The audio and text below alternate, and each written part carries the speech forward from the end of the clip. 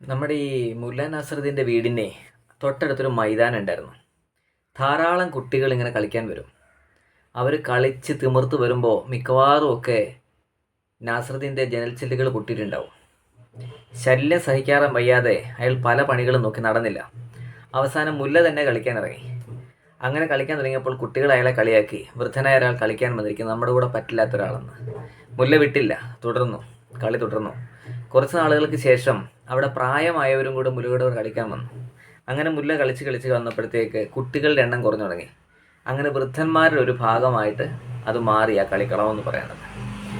പിന്നീട് രസകരമായ സംഭവം, അവസാനം മുല്ലയെ കളിയാക്കിയ ഒരു പയ്യൻ മാത്രമായി. അപ്പം മുല്ല അവനെ കളിയാക്കി, എടാ ഞങ്ങൾ ഇത്രയും പേരുടെയൊക്കെ ഒരു ചെറുപ്പക്കാരൻ നീ മാത്രമുള്ളല്ലോ, നാണമില്ല നിനക്ക് കളിക്കാനെന്ന്. അങ്ങനെ അവനും പോയി. അവസാനം അറിയാമല്ലോ, വൃദ്ധരായവരൊക്കെ തന്നെ അവർ കളി പലപ്പോഴും നിർത്തി ഇല്ലാതായി, കളിക്കളം ശൂന്യമായി എന്നാണ് കഥ. അങ്ങനെ മുല്ലയുടെ വീട് രക്ഷപ്പെട്ടു. നമ്മൾ ചില കാര്യങ്ങൾ നമ്മുടെ ഏജ് വെച്ചായിരിക്കും പറയുക, അത് കുട്ടികൾക്ക് മനസ്സിലാവണമെന്നില്ല. നമ്മൾ അവരുടെ ഏജിലേക്ക് ഇറങ്ങി വന്ന് അവരുടെ ഭാഷയിൽ സംസാരിച്ചാൽ മാത്രമേ അത് നടപ്പിലാകണം എന്നുള്ളൂ.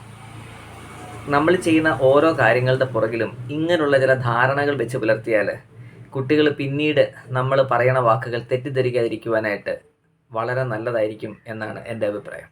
അപ്പം നമ്മൾ സംസാരിക്കുന്ന ആളുടെ ഏജ്, അവരുടെ മറ്റുള്ള സാംസ്കാരികമായ കാര്യങ്ങൾ ഒക്കെ ഒന്ന് കണക്കിലെടുത്ത് സംസാരിക്കുകയാണെങ്കിൽ തെറ്റിദ്ധാരണകൾ ഒഴിവാക്കിയിട്ട് കാര്യം വ്യക്തമായി നമ്മൾക്ക് അവതരിപ്പിക്കുവാൻ പറ്റും. ഇതൊരു നല്ല കമ്മ്യൂണിക്കേഷൻ സ്കില്ലല്ലേ മുല്ലയുടെ ഈ ഒരു ടെക്നിക്ക്. ഇന്നതുപോലെ ഹാവ് എ നൈസ് ഡേ.